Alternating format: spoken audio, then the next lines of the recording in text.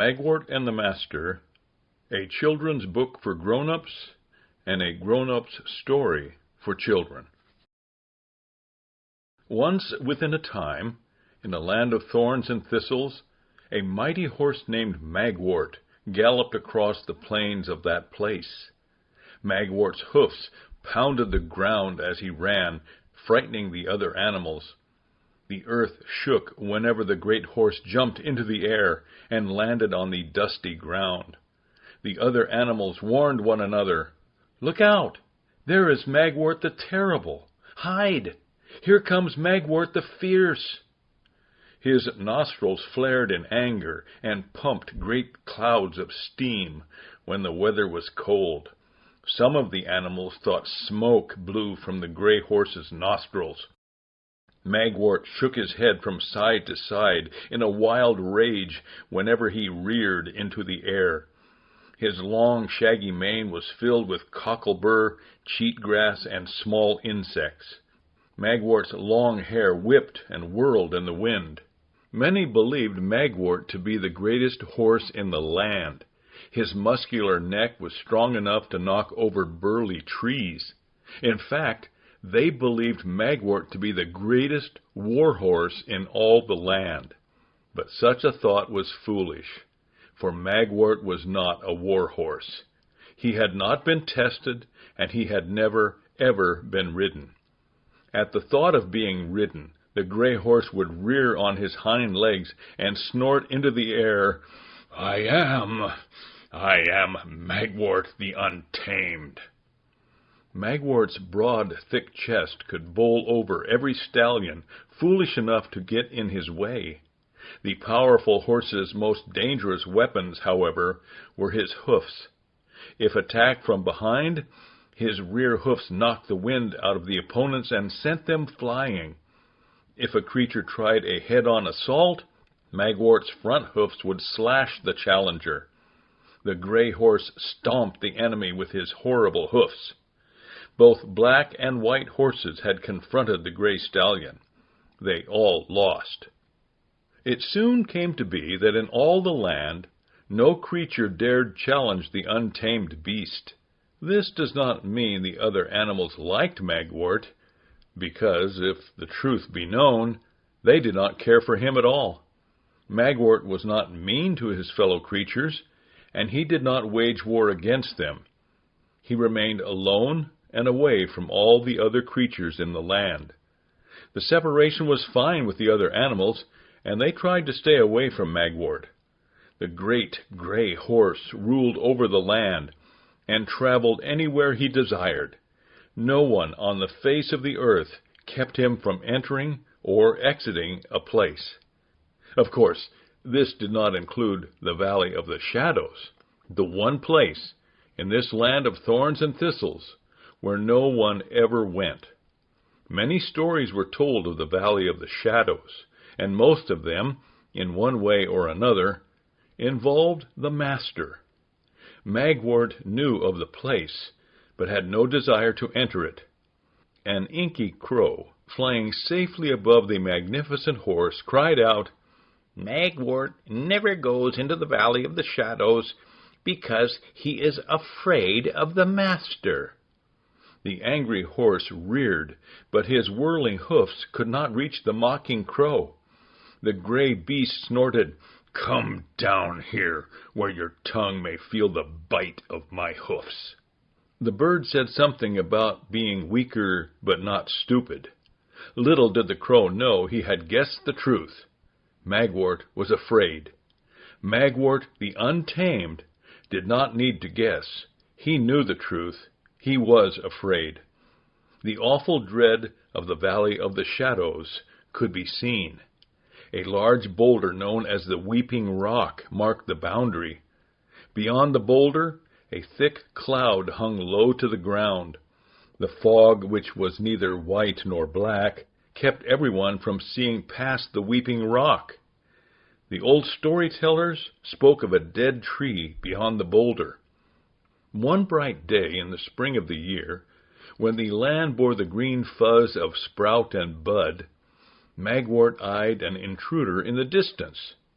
The gray beast shook his ratty mane and snorted into the air. The small creatures understood the warning and left. Larger animals heard the neighing and saw the rearing of the great beast. Slowly they backed away, aware of his anger and fury. The intruder continued his trespass, paying no attention to the steaming, snorting, puffing breaths of the mighty Magwort. "Surely," thought the gray horse, "the trespasser is deaf and doesn't hear me. He is blind and can't see me." The trespasser continued the steady pace. He approached Magwort the Horrible without stopping or looking at him. The gray horse watched the rider and waited a moment before rearing high, raising his hoofs and neighing loudly. The invader continued without hesitating. The mocking crow circled above the puzzled donkey and cawed, "It's the master on a donkey! It's the master on a donkey!" Slowly the beast of burden plodded along the way. The master wore a seamless garment, with a hood covering his head and face. He bore no armor, and carried no weapon. Magwort sniggered as he watched the stranger pass. The master kept his eyes on the road ahead, never looking at Magwort as he rode by. The hooded rider spoke a single word: "Come." "Come?" pondered the puzzled Magwort to himself. "I do not take orders. I give orders. I am Magwort the Untamed. The master is not so much. I fear him not. He should fear me. Perhaps he should learn what fear is." The lowly donkey continued the steady pace for several minutes. Each short, plodding step brought the master closer to the valley of the shadows. Magwort's anger increased with each step taken by the tame beast of burden.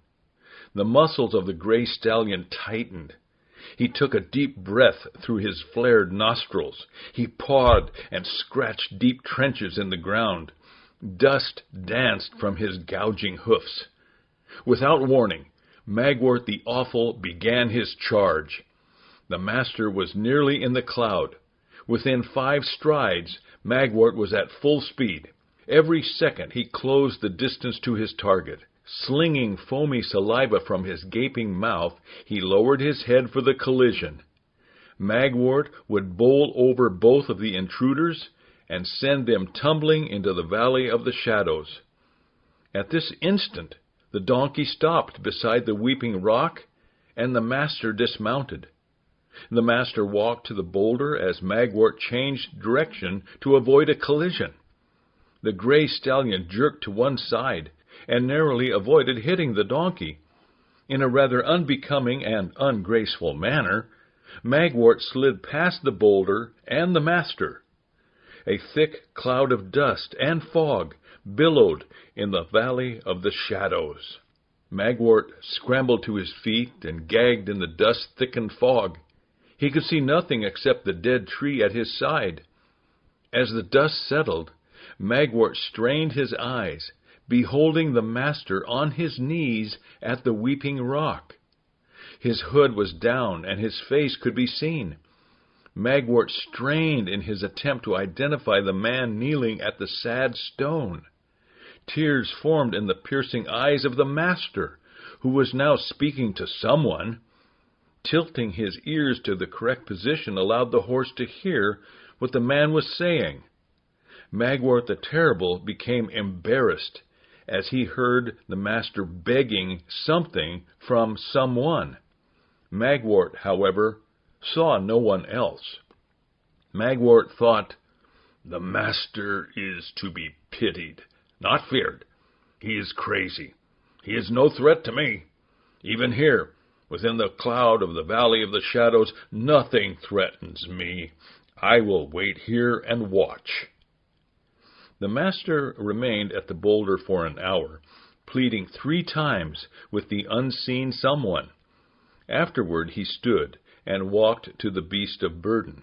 He patted the tame creature on the head and took something from a bag on its back.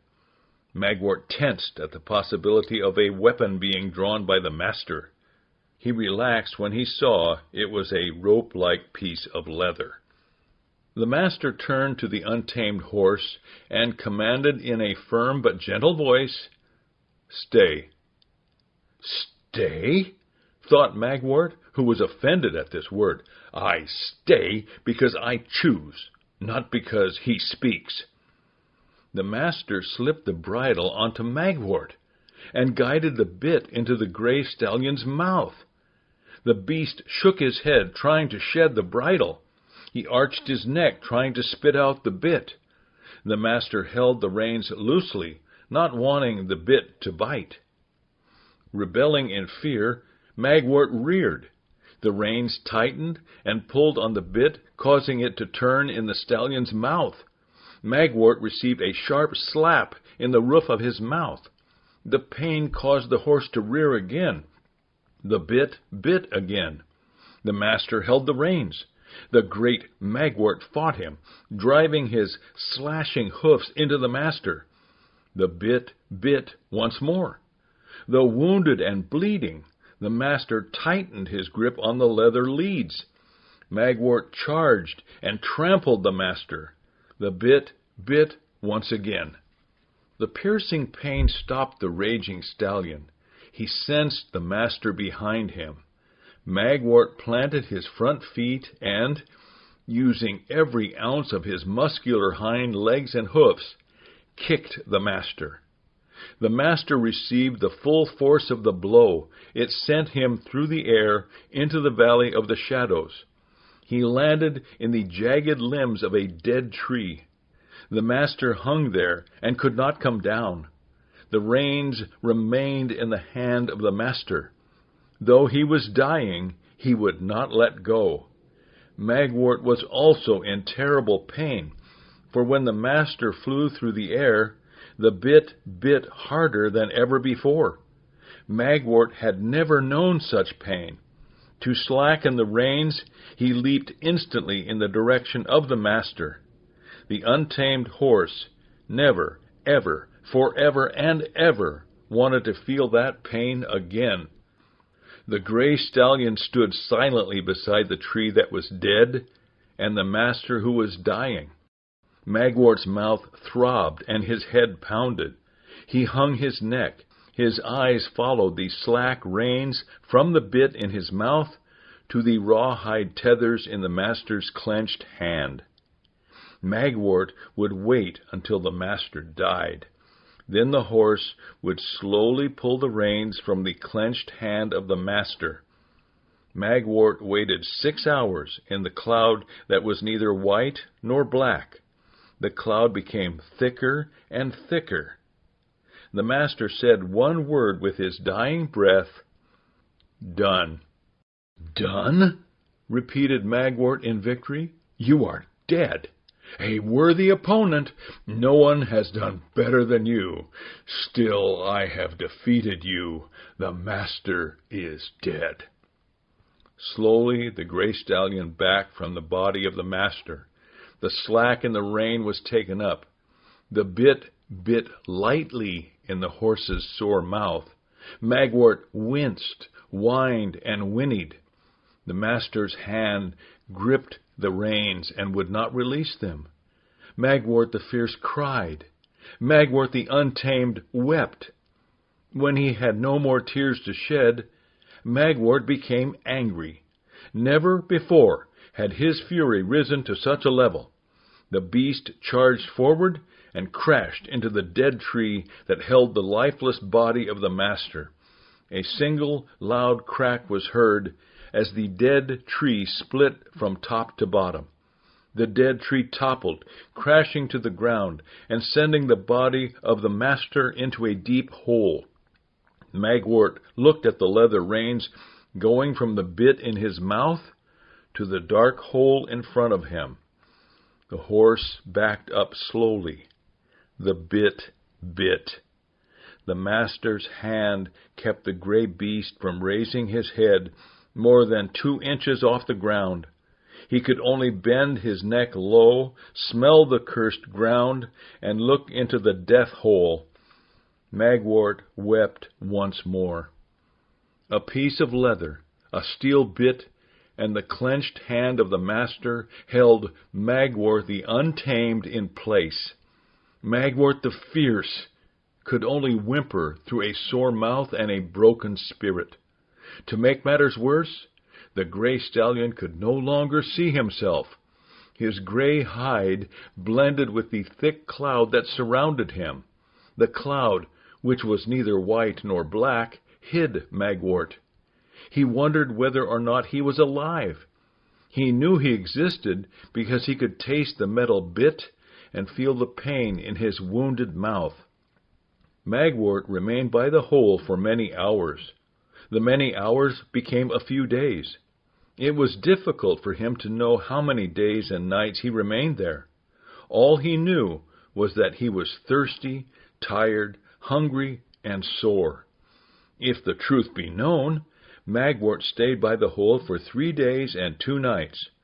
Early in the morning, at the dawn of the 3rd day, Magwort heard someone standing beside him. Without moving his head, for fear of being hurt by the bit, the horse glanced to the side. The master held the rein in his hand. The master announced, "Alive." "Alive?" said Magwort to himself.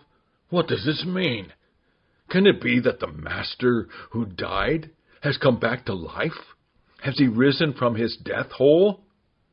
The master placed his hand under the horse's sore mouth and gently, ever so gently, lifted his head. Never had Magwort felt so sore and so good in his life. Never had he been so thirsty and so satisfied in all the years of his life. Never had he been so hungry and so filled in all his entire life. The master guided Magwort by directing his head. He led the gray stallion deeper into the valley of the shadows. Magwort smelled the water before he saw it. His thirst rose in anticipation. The master led him beside the still waters, allowing him to drink deeply from the life-giving fountain. He walked Magwort into the middle of the pool. After a few steps, the grateful horse did not have to lower his neck to drink.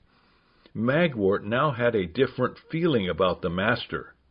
This is not to say that the horse loved the master, but he no longer hated him.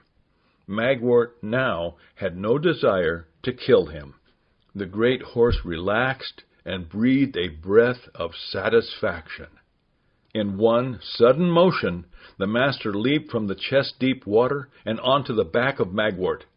The gray beast reared high. The master pulled on the reins. The bit bit. The horse's sore mouth screamed in pain and anger. The master's heels clenched the sides of the thrashing horse.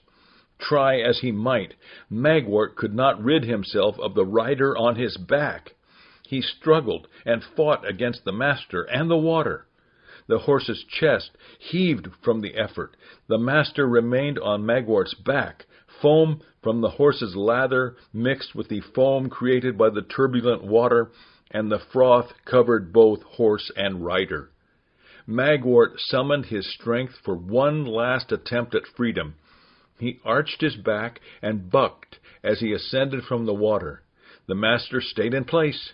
When horse and rider reached the pinnacle of the leap, the master wrenched the right rein. Magwort jerked his head and neck to the side, twisting his body in mid-air. Even though Magwort and the rider landed on their backs in the water, the master remained in riding position. They plunged into the water and sank, the full weight of the beast driving the master against the rocky bottom. Magwort could not get to his feet because the master held the reins. Magwort's flaring nostrils filled with the killing water, and the gray horse knew he was dying. When the stallion was nearly unconscious, the master relaxed the reins. Magwort surfaced and took a huge gulp of air. He coughed and spit and gasped as he cleared his lungs. His chest and neck heaved as he struggled to breathe. Exhausted from the effort, Magwort could only stand in the middle of the water. The master remained on Magwort's back. The master declared, "Mine." "Mine?" Magwort mused. "Yes, yours, my master. I am no longer Magwort the Untamed. What should I call myself? Magwort the Conquered?" "No," replied the master in a golden voice. "You are Magwort the Meek." "Magwort the Meek! Oh, how far I have fallen from what I once was." "No," said the master. "How far you have risen from what you once were. Meek does not mean weak or puny or cowardly. Meek means power, might, and strength that are under control, under my control. While you are now a tame horse, that does not mean you are less of a horse. Truly, truly, I say to you, you are more horse now than ever before in your life. You have been tamed by the master, and you are now harnessed for his service. Now you will become a war horse." From that day, Magwort the Meek belonged to the master and remained with him. The gray stallion grew to fear, love, and trust his caring master. Old people seated in carts and wagons received rides from him. Little children rode on the muscular back of Magwort the Meek. But mostly, Magwort fought battles in the service of his master. The magnificent horse, now a mighty warrior, and often weary and wounded, remained steadfast in the master's service. The other animals began calling the gray stallion Magwort the war horse. This was now true, for he was a tame horse, one owned by and in the calling of the master. Still, the gray stallion preferred Magwort the Meek, because that was the name given him by the master. Magwort the Meek became stronger and braver and more powerful than ever before, for we must remember that meek does not mean weak. The master cared for the horse and provided for all his needs. Magwort was invited to the master's feast, where the horse ate often and always departed in peace. The master brushed the horse's mane and removed cocklebur, cheatgrass, and, on many occasions, pesky insects. The master's voice guided him during the day and comforted him at night. After a bad dream, Magwort would hear the master's voice whispering in the darkness, "Magwort is mine." Life with the master continued for many years. The bit remained in the horse's mouth, and the bit bit a bit every now and then. That is, when he tried to be Magwort the Untamed. But for the most part, the gray horse was Magwort the Meek. He remained thankful for all the master had done for him. One special morning, the voice of the master called to Magwort the Meek, "Arise." "Arise?" thought Magwort the Meek, and then repeated aloud, "Yes, arise." As Magwort the Meek got to his feet, he noticed both bit and bridle were no longer in place. They were gone. Magwort's old wounds no longer hurt. They were gone. The infected sore caused by puncture weed was gone. He shook his mane, noting no tangles from cocklebur, no snarls from cheatgrass, and no irritating insects plaguing him. These were gone. Magwort the Meek looked at the master with a questioning expression. "Thorns and thistles?" replied the master. "They are no more. They are part of the former things. Before you is a new earth. It is all yours. It is one of my many gifts to you. Indeed, Magwort the Meek, enter." The horse said, "Enter?" "Yes, Magwort the Meek, enter into the joy of your master." Blessed are the meek.